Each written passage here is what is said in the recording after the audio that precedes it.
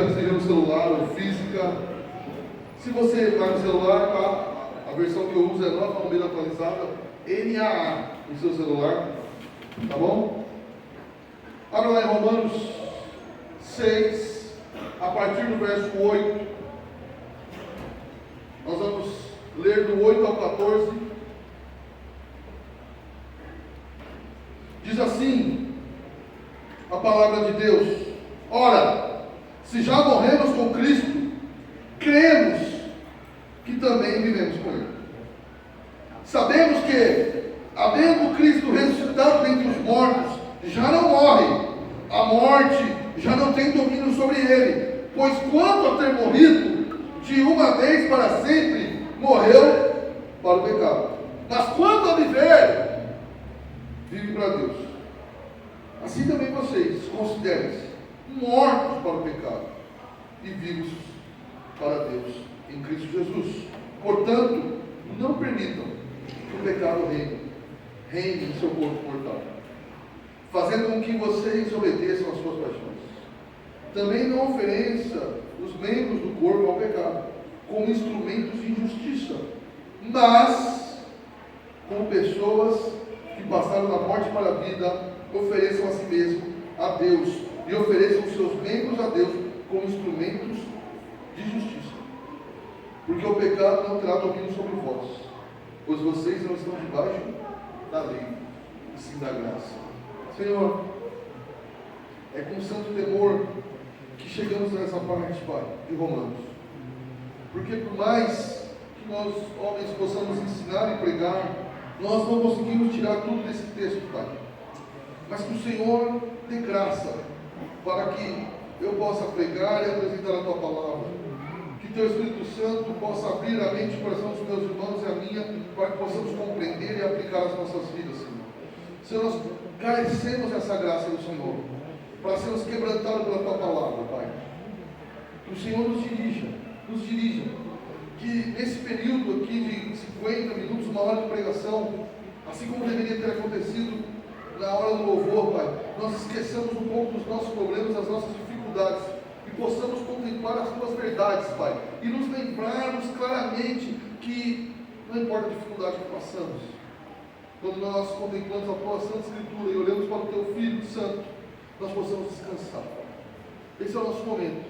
Nosso momento aqui hoje na pregação não é sabermos, Pai, o quão vitoriosos nós somos, porque nós nem somos tão vitoriosos assim, mas sabemos o quanto Cristo é vitorioso e nós compartilhamos essa vitória em Cristo Jesus. Em nome de Jesus. Amém. Pode sentar, meus irmãos.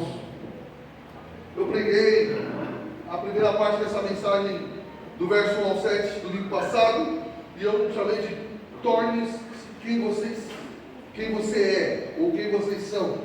A primeira parte era mortos para o pecado, a segunda parte é vivos para Deus. Essas duas coisas andam juntas. Qual que é o problema que desequilibra a balança? É quando, eu até falei isso na aula de terça-feira, para quem esteve aqui vai lembrar, é quando só uma parte disso é abraçada na pregação, ou no nosso viver. O que isso significa?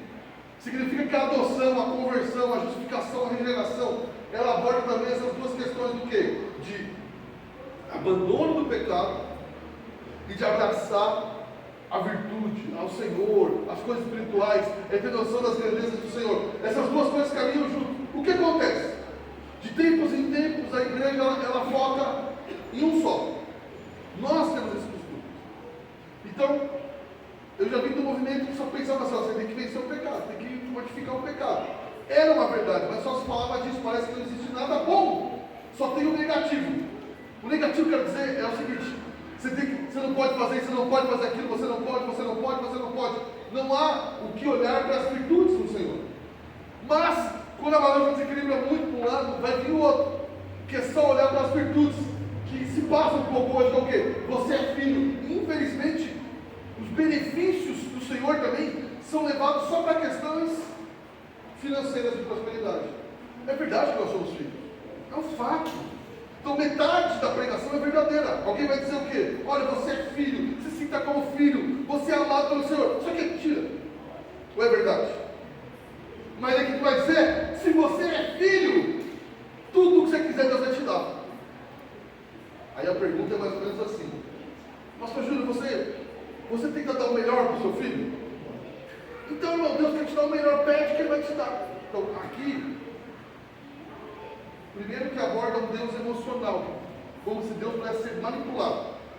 Eu não sei se o pastor Júlio, acho que já aconteceu, mas comigo já. Seu filho já te manipulou? Já manipulou você? Ele queria alguma coisa, você falou não, mas ele do jeito, o DNA da mãe, assim. Te amo, pai.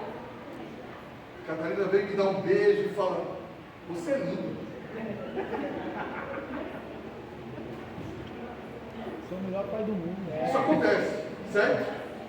Nas melhores famílias. Só que quando nós damos muito exemplo, irmão, muitos exemplos, comparando o homem com o pai, a criança com o pai, em certo sentido ele é bom, mas em certo sentido ele pode ser deturpado. Porque Deus não é um ser emocional e falho como nós, que possamos ser manipulados por emoção. Por isso que passamos a acreditar que se dermos a oferta, se fizermos um sacrifício, se formos até não sei aonde, se cumprirmos tal voto, Ele vai fazer o que nós queremos manipular. Porque entendemos toda a questão errada. Então, sempre esses exemplos ele tem um limite. Então, irmão, nós temos que não equilibrar a balança, não seria isso. Mas nós temos que olhar para as Escrituras e ter os dois lados. Dois lados da mesma moeda aqui. Modificar o pecado. Já quando não é nós modificarmos o pecado, ele foi na cruz mortificado. Nós temos que continuar vivendo assim. E se ensinando, como diz Efésios, eu falei semana passada, se desprendendo do pecado. Mas vivos para Deus. Tem muita coisa positiva, tem muita coisa que nós temos que nos entregar ao Senhor e viver. E não ficar só pensando que nós não devemos fazer. Essas duas verdades têm que estar dentro de nós. Elas já estão, né? Nós temos que viver. Imagine alguém com uma doença chamada anorexia. Qual que é o problema da anorexia? A pessoa, ela já está muito magra, sofrendo muito, e ela se vê como? Como gordo. Assim, de certa forma, como exemplo, é o crente, que não se vê morto por pecado. Ele acha ainda que se alguma coisa ele fizer errado, ele vai perder tudo. Ou o crente que não consegue se ver vivo para Deus. Ele só consegue ficar dizendo: eu tenho que descer o pecado, eu tenho que largar. Ele não consegue ver os benefícios, a adoção, o amor. Ele não se vê como um filho do Senhor, amado. Essa é a realidade. É alguém que já é algo, mas não consegue se ver dentro. Então, irmão, no verso 11, é a primeira exortação, o primeiro imperativo, desde que Paulo começou a falar da justificação, em Romanos 3. Olha que coisa. Às vezes, o que nós dissemos? Não importa a doutrina, o que importa é você viver direito, certo? Errado para Paulo. Paulo, desde Romanos 3, não faz nada que tem que fazer, ele só vai ensinando o que já aconteceu. Quando chega em Romanos 6:11, ele fala: agora, viva. Primeiro, você tem que aprender as verdades. Depois, eu vou falar para você, viva de acordo com isso. Mas nós achamos que é o contrário. Viva, e não importa aprender. Paulo fala: não. Olha Efésios. Efésios é 1, 2, 3, ensinando doutrina, a partir do verso 4. E principalmente no capítulo 5, do verso 4. E principalmente no 5, ele vai começar a aplicar. Ame sua esposa. Mas baseado em quê? Baseado em tudo que eu disse. Corrija seus filhos, mas usando. Trate bem seus funcionários. Baseado em todo o resto. Nós nunca devemos começar pelo viva desse jeito, como se isso fosse possível, sem a graça divina, sem entender todas as coisas. Não é possível. Você ensina primeiro as verdades, para depois. Agora, principalmente aqui nesse texto, o que Paulo vai ensinar? Verso, principalmente 9 e 10, antes da aplicação. O que fica deixado para Paulo? A grande realidade é que Cristo venceu. E você, se crê em Cristo, está incluído na vitória dele. Paulo está dizendo que você tem que olhar para isso e crer de fato nessa verdade. É isso que você precisa fazer. Você precisa ser informado, dia após dia, que Cristo venceu. Você tem que pregar pregar para você, dizendo, meu Senhor venceu. Lembra o exemplo que eu dou no Tim Keller? Que quando ele estava perto da morte, ele disse o quê? Se Cristo ressuscitou, vai dar tudo certo. É mais ou menos o que Paulo está dizendo. Paulo está dizendo que Cristo venceu. Olha o verso 8, meu irmão. Ora, se morremos com Cristo, também cremos que ressuscitamos com Ele. Olha, eu tinha dito isso. Falou, Cristo morreu e ressuscitou. Nós morremos com Ele. Morremos para o pecado. Não no sentido que não pecamos mais, já falamos disso semana passada. Mas no sentido que não há mais poder, domínio do pecado sobre nós. E principalmente, quando nós falamos do pecado, a morte não existe mais para nós. Eu sei que você vai dizer, pastor, mas crente morre. Nós vamos chegar lá. Nós vamos chegar lá. Daqui a pouco o texto chega lá. Ele fala, olha, se fomos unidos à morte. Bom, a gente consegue entender que nós somos unidos à morte. A nossa geração de crentes, pelo menos, com mais de 10 anos de crente. Cristo levou o meu pecado, certo? Cristo levou as minhas ofensas, certo? Você não consegue às vezes entender que você está incluído na vida. As virtudes, as belezas, as grandezas de Cristo, você está incluído. O que Efésios diz? Efésios 1:3. Que nós temos algumas bênçãos espirituais. Toda sorte de bênçãos. Como? Toda sorte de bênçãos. Todas as bênçãos espirituais nas regiões celestiais. Essa, bendito seja Deus Pai de nosso Senhor Jesus Cristo, que nos abençoou, auristo no original, passado, com todas as bênçãos, todas. Bom, sabe o que significa todas no original? Todas. Parece chique, né? O cara falando no original. Tudo é tudo! Todas as bênçãos! O que sobrou? Você tem que buscar. Não, está lá, é seu! Você está, de certa forma, dentro de todas essas bênçãos. De certa forma não, você está em todas essas bênçãos. O que eu preciso fazer para receber essas bênçãos? Não, você já recebeu. Você tem filho.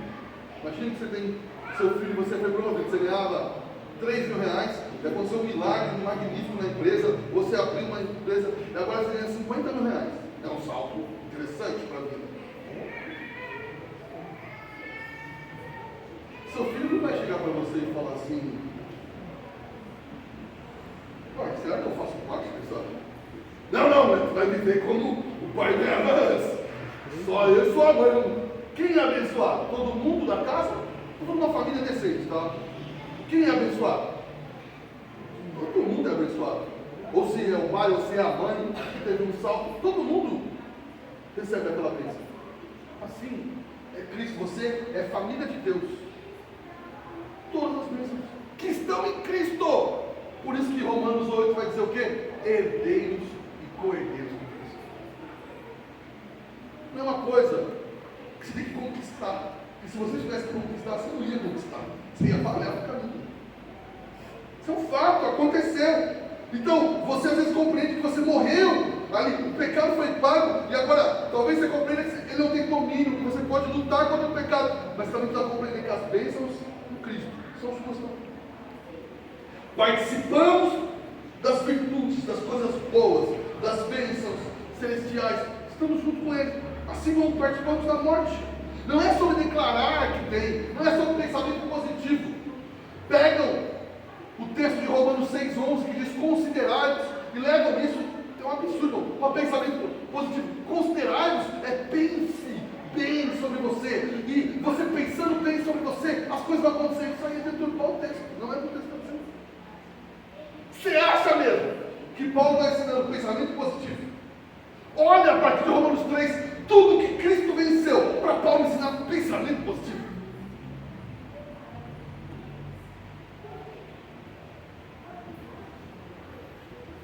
Ele está entrando na questão seguinte, olha, há um futuro glorioso, ele vai falar disso mais para frente, mas há um presente glorioso. Primeiro, de vencer o pecado, e de segundo, de participar das coisas celestiais, de ter absolutamente todas as bênçãos em Cristo Jesus. Verso 9.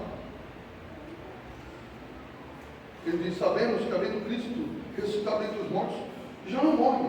A morte já não tem domínio sobre ele. Irmãos, Cristo ressuscita, certo? ele é a nossa herança, ele é o nosso sustento, ok? O que ele está querendo dizer com ele não morre mais? O seu sustento, a sua herança é perpétua.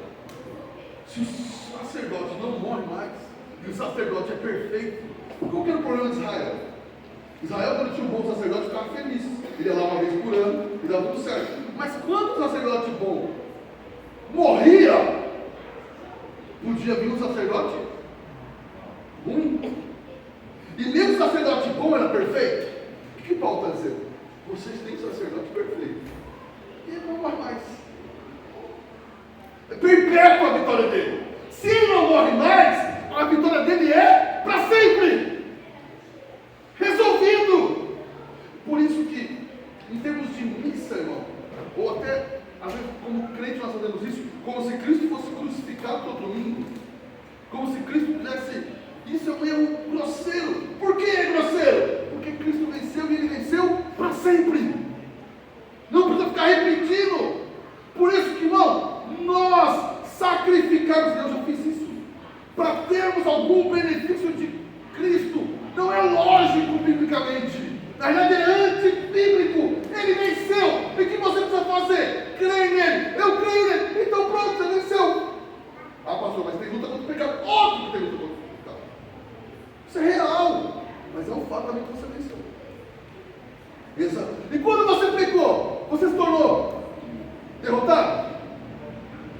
Hã? Impossível. Por quê? Porque Cristo venceu. Lembra que diz que a morte não reina sobre nós? Qual é o salário do pecado? É a morte. É impossível. A grande questão do pecado era nos levar à morte. E é impossível que isso aconteça. Então, nesse sentido, ela perdeu. Não tem o que faça. Você se arrepende, você se acerta e continua. Pastor, alguém pode pegar isso, pode ver. Pecando. Sim, ele falou isso lá no começo. Que diremos então? Continuaremos pecando para que a graça aumente? O que ele respondeu? De modo nenhum, quem pensa assim não é crente. Ou está sendo enganado. Nunca creio, irmão. Ah não, nunca pense assim, eu vou pecar porque Deus perdoa. Você está zombando. Agora, quando você pecar, Cristo traz perdão, que não mudou nada. Ele venceu. A morte não domina mais sobre você. Ela não pode simplesmente dizer, não, esse pecado, Cristo não pode perdoar. Isso não acontece, é impossível. Alguém vai dizer, mas a blasfêmia contra o Espírito não acontece com o crente. Não acontece.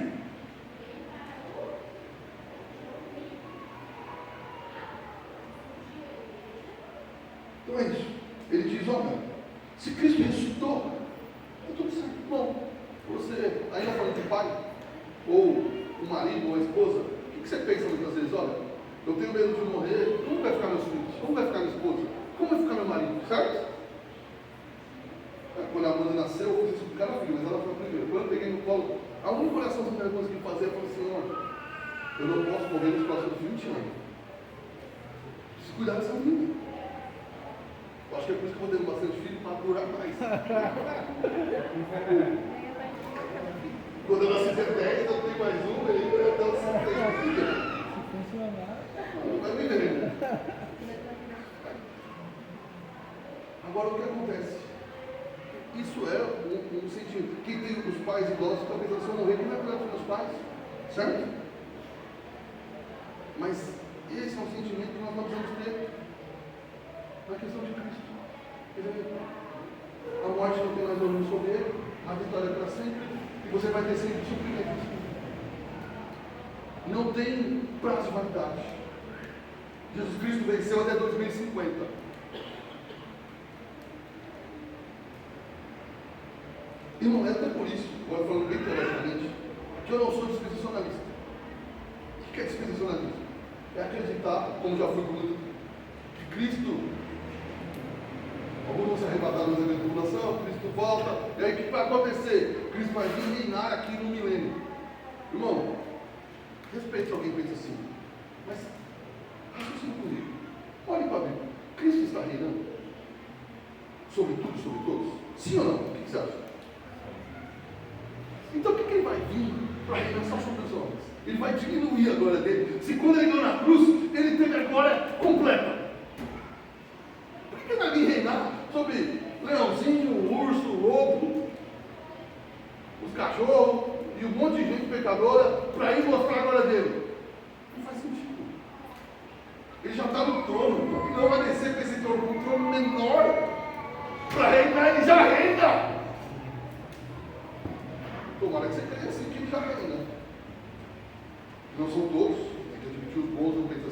Mas alguns acreditam que cristão está reinando.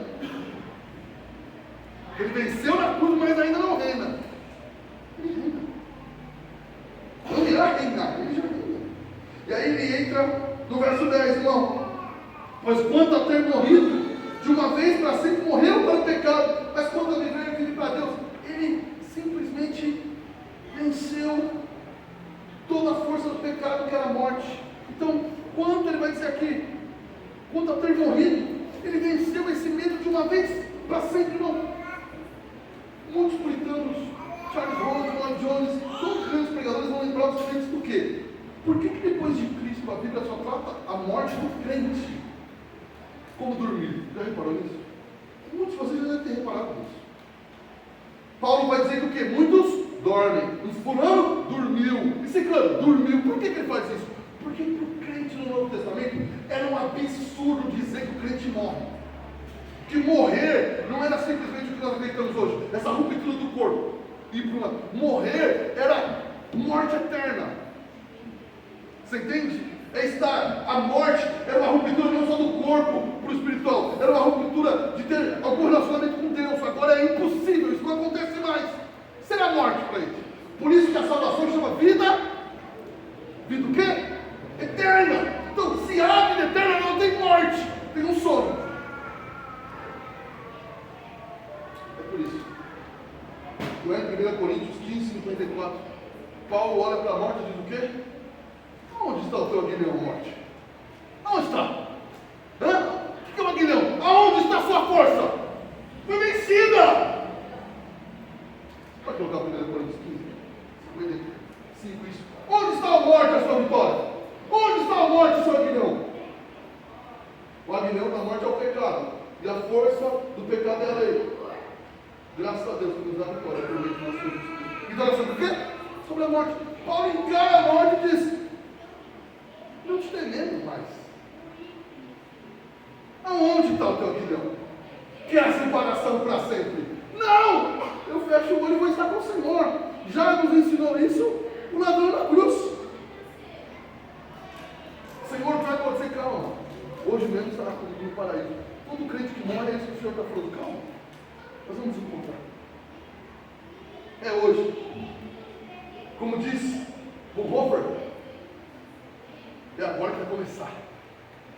Quando ele foi ser fuzilado pelos nazistas, que zombaram dele e disseram: agora acabou, Bonhoeffer. Ele falou: vocês que não entenderam nada. É agora que vai começar. Mas é verdade, irmão. A morte foi. O verso 54 do livro vai dizer: a morte foi tragada. Tragada. Quem gosta de futebol, a morte foi engolida. A gente não fala que um time engoliu o outro. A morte foi tragada, engolida. Engolida pelo quê? Pela disciplina? Hã? Pela força do braço? Ela foi tragada pelo quê? Pela vida. Então, irmão, se não pudermos olhar e ter alegria na vida de Cristo, nos benefícios de Cristo, nós vamos viver com medo da morte. Mas ela foi engolida pela vida. Há uma vida, que a vida tem de você, do Espírito Santo, que ninguém pode tirar. Como você pode dizer isso? Romanos 8. A partir do verso 30, 32 lá. Nem a morte, nem a vida, nem o porvir, nada! Absolutamente nada pode separar vocês do amor de Deus. Foi tragado, engolido, vencido. Dá o nome que você quiser. Mas a gente não entende isso. A gente fica com medo do final da vida. E se no final da vida eu blasfemar? E se no final da vida eu tiver alguma doença? As pessoas me perguntam, irmão, que alguém, explicam que nós crentes ainda estamos tão deficientes, com alguém com Alzheimer, que não se lembra mais, ou alguém que tem alguma doença grave e começa a falar nada com nada. Se essa pessoa é salva ou não é? As dúvidas dos crentes mostram toda a nossa pobreza bíblica. Lloyd Jones, conheci um pregador, já velhinho, já aposentado, já bem perto da morte, se eu não me engano, com mais de 90 anos de idade, chamava Thomas Davis. E Lloyd Jones é chamado para visitar Thomas Davis bem no finalzinho da vida. Quando ele chega, achando que é uma visita para o inglês tinha costume disso, entregando ao Senhor, porque está chegando a hora da morte, a família estava aflita e polvorosa, desesperada. Que Thomas Davis, um homem piedoso, bom pregador, bom pai, no final da vida ele só falava besteira, falava alguns palavrão, amaldiçoava, xingava, e ninguém consegue conversar com ele e tal. E aí Jones olha aqui, ele olha para a família fala: meu Deus, o que aconteceu com ele? Será que ele perdeu a salvação? Nós estamos desesperados. E Jones fala assim: deixa eu conversar com ele aqui. Jones senta e ele vai ali falando um monte de besteira, praguejando, falando asneira, palavrões na língua dele, falando um monte de bobeira, não fala nada com nada. E aí a família esperando um diagnóstico. Lloyd Jones diz que vira para a família e diz assim: olha para mim, hoje acontece o seguinte, tragada foi a morte pela vida. O corpo físico, a máquina, entrou em colapso. Mas a alma é guardada pelo Senhor. Isso que quer dizer, ele dizendo não tem povo, isso quer dizer tragada foi a morte pela vida. Mesmo que o corpo, o que diz o texto lá em Coríntios? Mesmo que o homem externo se corrompa, entre no limite do físico, a mente já não funcione mais, as palavras, com todo respeito, parece que enlouqueceram. O homem interno do crente permanece intacto. Por quê? Deus fala: tragado foi a morte pela vida. Vocês deviam estar felizes, não importa o que aconteça nesse momento. Ele é o homem de Deus que logo está com o Senhor. A máquina colapsou, mas Cristo nunca colapsa. Irmão, a pessoa no meio de nós. Eu já tive esse medo. E no final da vida você fala umas besteiras. Com todo respeito, se eu virar o Silvio Santos, com 98 anos, nunca mais trava. Fala tudo na minha cabeça. Ele ainda não, acho que não é a máquina que ele colapsou aí, né? Mas estou dizendo que às vezes pode ser uma doença, pode ser. Então, tem coisas que nós colocamos em dúvida, mas a pessoa já praticamente não está mais ali. Por isso que, se você confia em você, você vai entrar em desespero conforme vai envelhecer. Se você confia em Cristo, vai ficar tranquilo. Está chegando a hora e eu vou encontrar com você. Os crentes olharam para alguém e disseram: não olhe para a minha recuperação, deixa eu partir. Por quê? Porque eles sabem que o melhor vai acontecer. Nós morremos nesse sentido para o pecado. Esse poder que o pecado tem, de que o judeu tinha medo e todas as pessoas judeus. Eu fiz tudo certo, mas no final falei que acabou. Isso não deve assolar o nosso coração. Há muita discussão nossa sobre: mas se lá aconteceu um problema, essa não deve ser nossa preocupação. Isso não vai dar. Agora, verso 11, Paulo vai falar o quê? Considere. Vamos lá, verso 11. Assim também vocês considerem. A versão revitalizada me alegra mais. Considerai mortos ao pecado. É uma música do Daniel Souza? Ademar? Mortos ao pecado e vivos para Deus. E cantava esse trecho de forma de hino. Ele diz: olha, considere. Considerar aqui não é, pense bem sobre você. No original é como se fosse: conclua. Baseado em tudo que eu estou ensinando da justificação, da regeneração, da conversão, de você morrer e ressuscitar com Cristo. Tudo isso que eu estou falando, chegue à conclusão. Conclua disso, que é um fato que não vai acontecer. Já aconteceu, que você morreu para o pecado. O domínio dele, a força dele, para tudo isso dele, e vive para Deus. Paulo está dizendo: olhe o que eu te ensinei. Olhe para as doutrinas. O que nós podemos tirar de aplicação sobre isso? Você é alguém morto pelo pecado, pelo poder do pecado. E vive para Deus. Você tem desejos e afeições por Cristo que Deus colocou no seu coração. Há tantos benefícios de Cristo sobre você e nós ficamos pensando só nos problemas. A grande evidência da conversão A lutar contra o pecado e viver os benefícios de Cristo. Ter comunhão. Bom, há muitos benefícios em Cristo, mas se você quer um só, já devia satisfazer, além da salvação. Essa aí é a maior de todos. Bom, você consegue imaginar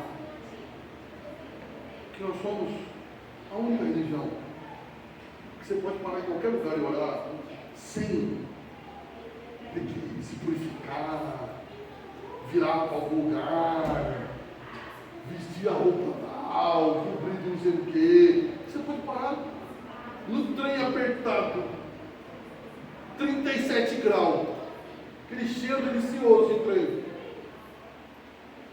Você, Senhor, guarda meu filho, guarda isso, oro por isso. E o Senhor escuta. Só isso já devia nos satisfazer.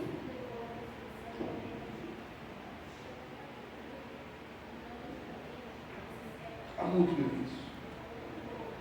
E agora ele vai dizer o seguinte: olha, foque também no morto do pecado, mas a partir de agora, de viver para Deus. Viva para Ele. Abrace as verdades. Verso 12. Portanto, não permita que o pecado reine. Não permita que o pecado reine sobre o seu corpo mortal, sobre os seus desejos, sobre as suas afeições. Não é que ele reina e agora tem que expulsar. Alguns pregam assim: olha, o pecado está reinando, mas ele te deu força para expulsar o reinado do pecado. Não. Vocês disse que foi transportado do império para o reino. Está dizendo o seguinte: isso não acontece. Não deixe, não se permita ser dominado, porque não está te dominando a partir da conversão. Então não permita que isso aconteça. Lembra lá que eu falei da neurexia? Vou dar um exemplo melhor. Quando foi declarada o fim da escravidão, demoraram-se anos para alguns saberem que tinha acabado a escravidão. Então não tinha escravidão e o cara vivia como o crente assim quando se entrega ao pecado.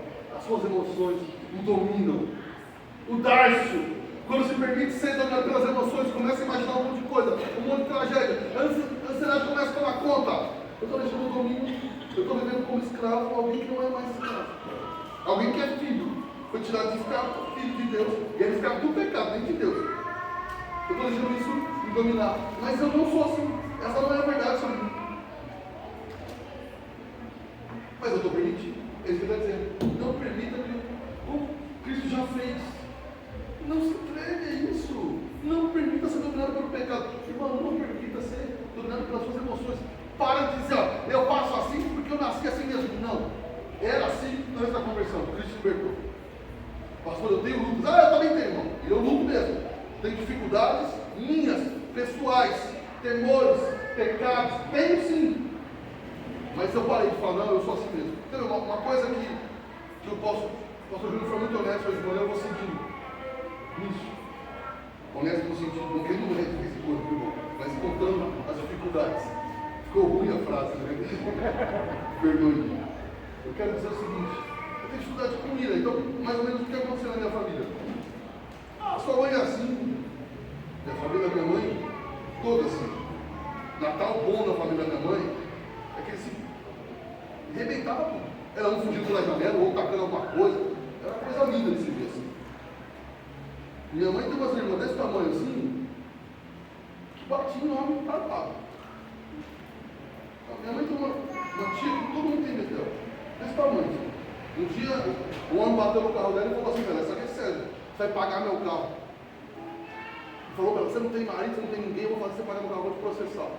Bom, o homem foi na porta da casa dela falar isso para ela, ela passou a mão no pau. E aí isso pegou o carro, fez de tudo. Então quando eu tinha minhas crises de ira, o que minha mãe e minha família diziam? Era assim mesmo. Eu nunca cheguei a quebrar o carro de ninguém. Mas o que eu tenho que olhar para isso? Não, era assim antes da conversa. Por mais que eu ainda tenha essas dificuldades, e gostaria de ter alguma outra que eu não sei mais, eu vou lutar, porque não me domina mais. Quando você quer dizer: não, eu nasci assim mesmo, está se entregando ao reinado que foi se tornado. Como não tem domínio, não quer dizer que você não faça mais, mas você pode lutar com isso. Você pode ir em Cristo e vencendo. Como que Moisés, um homem irado, foi transformado em 20 anos no homem mais manso da terra? O pecado não tem nada. Isso acontece com você. Seja qual for a área que você sofre, tem dificuldade, é ansiedade, é o que for. Para de dar desculpa que nasceu assim. O Cristo venceu. Isso é um fato. É um fato. E se ele venceu, você venceu com ele. Não estou dizendo que a partir de amanhã, então, se você quiser acontecer, não vai acontecer mais. Mas sim, você pode lutar contra isso. Não aceite. Nunca diga aos seus filhos, não, você é assim mesmo. Não. Não. Eles têm que lutar contra, para depois perceber que não conseguem lutar contra, e eles estão de Cristo. É assim que você leva seu filho a Cristo. Está vendo a dificuldade que você tem? Você não consegue vencer, é verdade, pai. Você tem de Cristo. Agora, nós, às vezes, para sermos amorosos, inventamos desculpas para os filhos. Irmão, não ceda. Lute. Ele não nos domina, não nos mata, mas ainda nos fere. Não permita que o pecado reine. Não ceda. Não se comporte mais como um escravo. O dia que pecar, peça perdão. Não entre pelo caminho do pecado sempre. E isso é se entregar como escravo para algo que você for liberto. Não faz sentido alguém ter sido liberto como escravo, levado para o reino para ser filho e voltar lá e falar, deixa eu ser escravo de novo. Agora é óbvio que esse escravo que foi para lá ainda tem manias de escravo. Mas o pai não vai pôr para fora porque tem manias de escravo. Ele vai abandonando isso cada dia mais. Até a volta de Jesus Cristo, que aí sim seremos tal como ele é. Até lá, vamos lutar, mas vamos vencer isso. Vamos crescer. Você precisa de fato acreditar nisso, irmão. Você vive para Deus.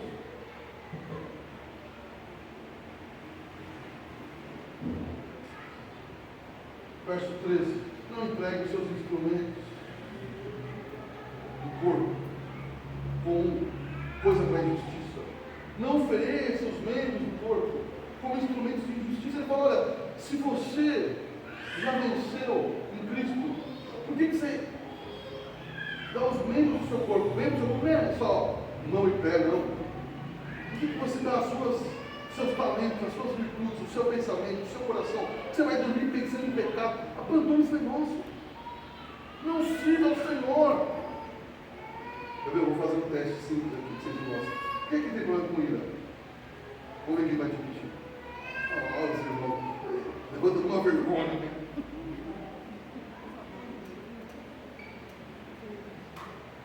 Ser sincero para mim. Às vezes ela acontece uma vez, mas normalmente não é de uma vez. Você percebe que está começando a ferver. Sim ou não? O negócio começa ali em banho-maria, está subindo o negócio. Você vai dormir pensando, se amanhã alguém quiser isso, eu mato. O que você está fazendo? Você está entregando a sua mente e o seu coração a planejar como você vai explodir. Seja sincero, você nunca foi para casa pensando assim, se isso aqui já aconteceu em casa, hoje vai acontecer. Foi ou não foi? Você vai no caminho. Aí tem vezes que você chega em casa e não é coisa, você deve ter com vergonha. Você já chega bravo. Aí não, está tudo certo. Poxa, eu queria abrir, não. E aí é um perigo, viu? Porque vai caçar briga em outra coisa. Essa torneira está pingando ainda. Normalmente quando o homem reclama do feijão, a mulher de coisa muito pequena, é porque ela queria uma briga e não arrumou. Agora eu preciso arrumar uma outra. Que eu vim pronto, treinei. Eu estou tipo o Anderson Silva, preparado para uma luta de 5 rounds. Chega aqui, não tem? Cancelou? WO? Não, vamos brigar. Agora, por que isso acontece? Porque nós entregamos os nossos membros ao pecado quando ficamos matutando, pensando em como vamos explodir. Estou dando um exemplo de ira, mas isso podia ser levado. Estou dando um exemplo que eu tenho dificuldade, então por isso fica mais fácil que eu falar. Você ficou pensando, matutando, sabe, não? Aí se fulano disser isso, se a Cátia disser isso, se fulano disser isso, eu vou falar aquilo, e aí vai ser assim. Você entregou os seus membros ao quê? Você está pensando em como pecar. O que você devia fazer? Dizer, Senhor, livre-me disso. Vou pensar em coisas virtuosas. Coisa virtuosa, alguém pensa, não, eu tenho que pensar que meu filho tem saúde. Não pode pensar acima disso. Vou pensar em Cristo. Cristo que Cristo morreu por esse pecado da ira, então eu vou me entregar. Lutero disse que ele tinha dificuldade de abatimento. Às vezes algumas notícias abatiam muito o coração dele. Tanto que ele teve uma depressão para a época e tal. E aí Lutero falou que em Paulo ele aprendeu que assim, Paulo diz assim, não faça, Efésios, pense comigo, não roube mais. O que ele vai dizer depois? Trabalhe, guarde dinheiro para ajudar o próximo. Ele fala assim que Paulo sempre diz que quando você vai deixar de fazer alguma coisa, você deve começar a fazer outra coisa. E ainda outra. Porque você não deve só morrer com o pecado. Você deve se abrir a virtude. Ele pega esse texto e liga a Efésios. Ele diz, olha, morto para o pecado. Então, não vou roubar mais. Viro para Deus. Eu vou trabalhar e vou até guardar um dinheiro para ajudar os pobres. Eu abandono o pecado e abraço a virtude. O que Lutero, na prática, queria fazer? Lutero ele desenvolveu um mecanismo. Você não precisa fazer esse. Ele dizia o seguinte, quando chegava uma notícia muito ruim para ele, ele virava para a Catarina, esposa, e disse o seguinte, vamos cantar um salmo para envergonhar o diabo? Ele fala, essas coisas me abatem muito. Então o que eu vou dizer? O que eu vou fazer? Eu vou cantar um salmo para glorificar o Senhor. E aí a tristeza não me domina. Eu olho para o meu Senhor e percebo que os problemas não são concretos. Pode ter outra coisa, você cantar um salmo. Mas é melhor que faça coisas espirituais ao Senhor. Temos que aprender sim, substituir o erro pela virtude. Não é só deixar de fazer, posso fazer um pouco. Ah, você assistiu o que não devia de madrugada, você vai fazer, vá dormir, feliz. Você é aquela coisa boa, dorme.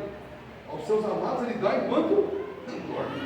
Ah não, mas eu não consigo dormir, então você, ok? O que você pode fazer de bom à noite? De virtude. Hã? Pode ou não pode? Não, pastor, eu só consigo dormir. Ah, porque eu tenho que esperar. Ok, não tem problema, então, não, obrigado. Procura virtude à noite. O diabo vai te dar sono, não vai dormir, vai entrar na porta dele. Nós temos que aprender a fazer isso, irmão. Se ficamos lá, você tem alguma dificuldade que alguém com alguma de pornografia e fica lá à noite, voltando lá no Instagram, 1h30 da manhã, você vai ser tentado, amigo. Ah, pastor, não tem problema. Mentiroso ainda. Tem outro problema, é que é mentira. Não estou dizendo que todo mundo tem pornografia, mas todo mundo pode ser tentado, sim ou não? Evite, meu amigo. Evite como? Só não fazendo? Não, procure que é virtuoso. Abraça outra coisa. Aquele que fofoca, que a língua treme para contar a história com alguém. Ela conta de maneira espiritual.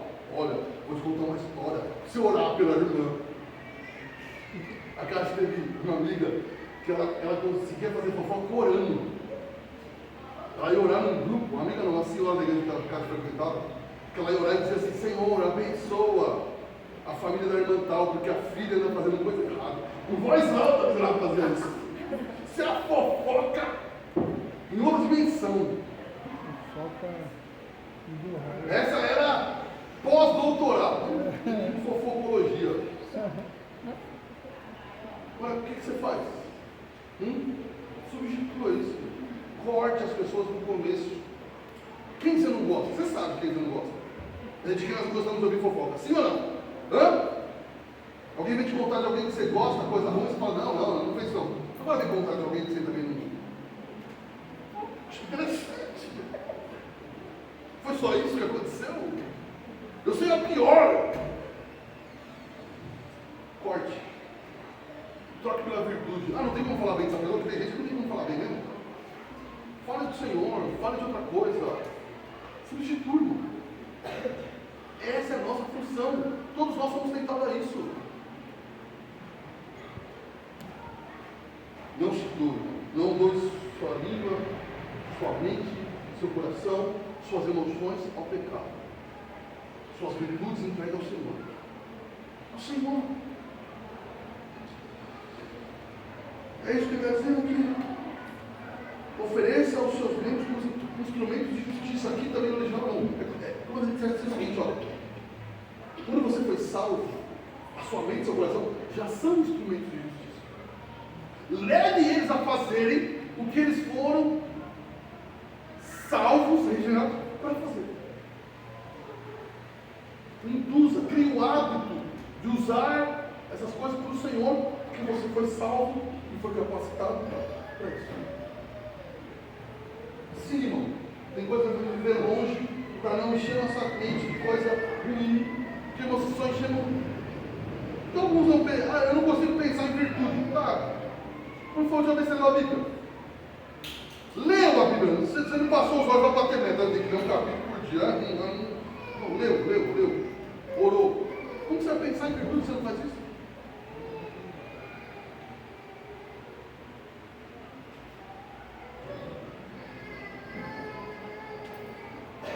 Presente todos os seus meios. Olha para a parte positiva.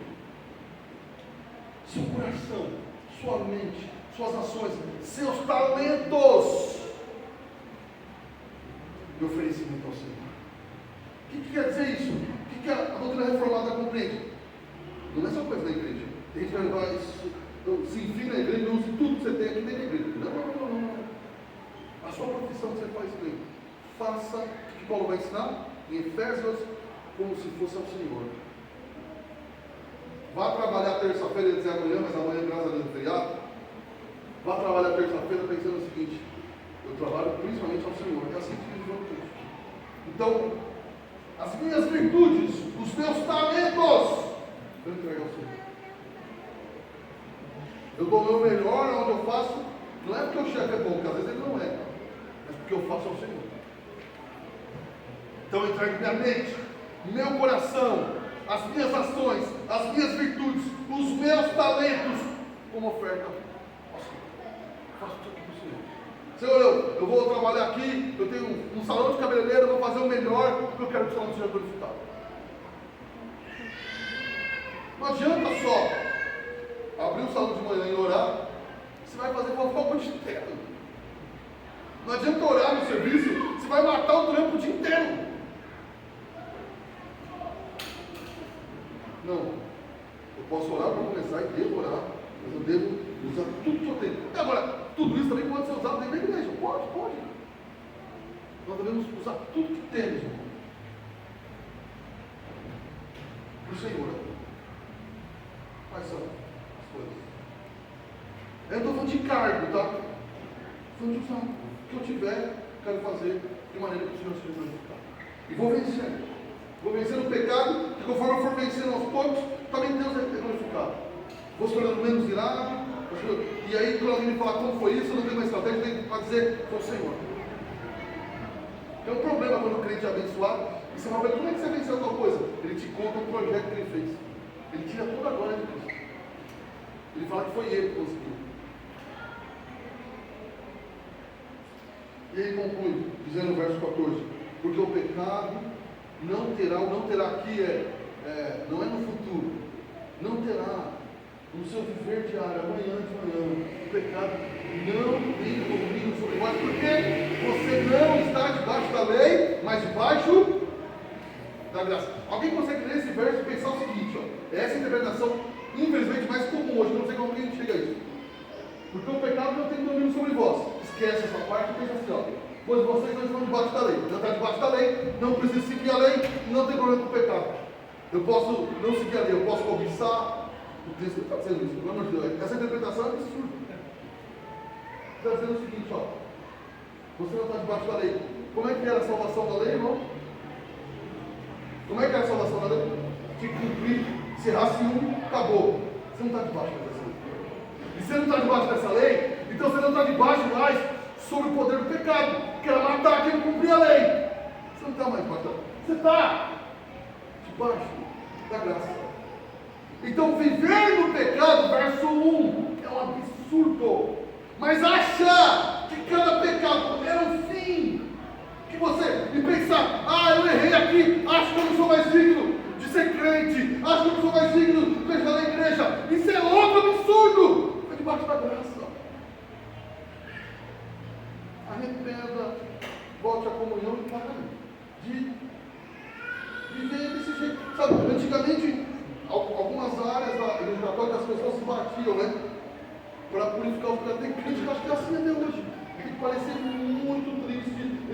Só falta ter que dizer, olha, não presta, não vale nada, para ir se aceitando, irmão. Você vive debaixo da graça. Viver no pecado não é parte da nossa vida. Mas sabe, cada vez que peca, achar que está tudo destruído também não é parte da nossa vida. Senão, para alguns pode soar absurdo, você não é menos crente quando você peca. Agora, você não é isso pela graça divina.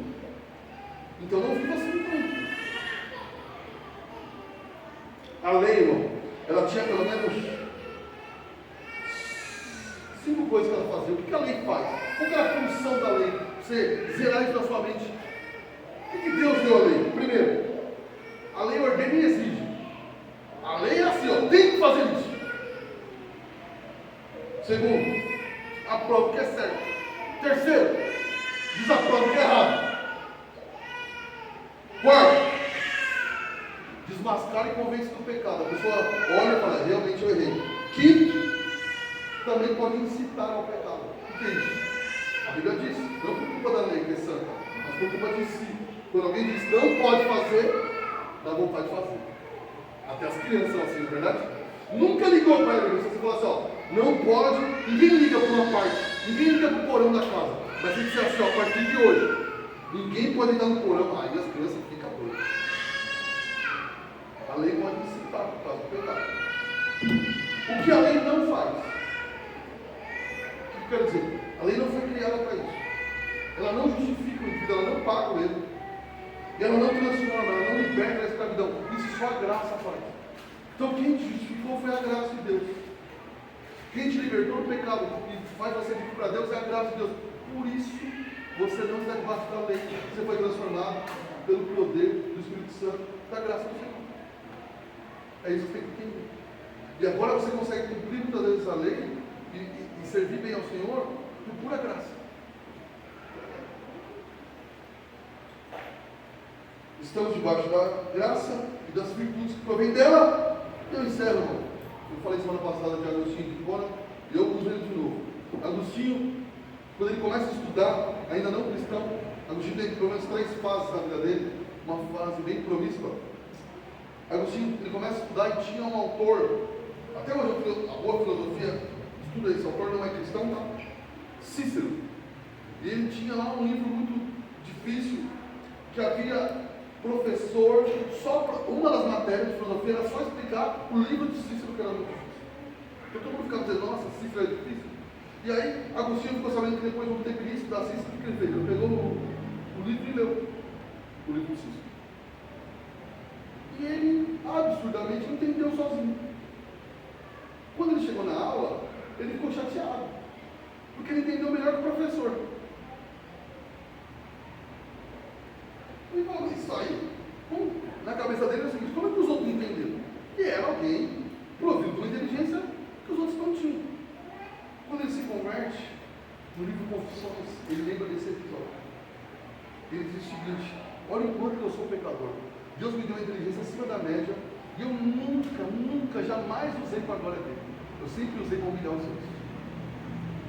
Mas hoje, Senhor, pelo poder do Espírito Santo, eu quero usar os meus membros, a inteligência que o Senhor me deu, para abençoar o teu povo. Você entende? Ele compreendeu. Eu usava o bem para o mal. Era orgulhoso, roubava do professor, tirava a sala dos outros. Mas agora quero usar meus membros para a justiça. Se eu tenho facilidade de aprender, foi o que Agostinho fez, vou escrever muito aos crentes. Vou deixar um legado de livro para eles. Vou ensinar de graça a um monte de gente, para que eles possam compreender a verdade. Assim, a sua virtude, você deve compartilhar com os outros. E não usá-la para amassar alguém. Então, irmão, com tudo isso, vou fazer que nem Paulo. Considere, conclua, pense junto comigo que a sua santidade, ele está falando disso aqui, não vem da sua luta simplesmente, dos seus votos, das suas resoluções e das suas promessas. A sua santidade vem principalmente da sua união com Cristo. E quanto mais você buscar essa união com Cristo, mais você vai abraçar a virtude e abandonar o pecado. O pecado não se ganha falando assim, a partir de hoje não faço tal coisa. Você já tentou isso? Já tentou? Já prometeu isso? Não fez. O que você tem que fazer? eu vou buscar o Senhor. Eu vou amar meu Senhor. Eu vou abraçar o meu Senhor. Vou se apegar às virtudes do Evangelho. E assim, vou abandonando o pecado, porque eu vou vendo o quanto a ira, a maledicência, a murmuração, ela é vergonhosa. Assim fazemos. E é isso, irmão. Você, se é crente, não importa a sua função na igreja, não importa o tempo de crente que você tem, não importa se você leu a Bíblia várias vezes, devia ler, tá? Mas você foi unido a Cristo. E essa é a grande notícia. Ele morreu e venceu a morte, venceu para sempre e vive para Deus. Você morreu por Cristo, venceu isso para sempre e vive para Deus. Se coloque para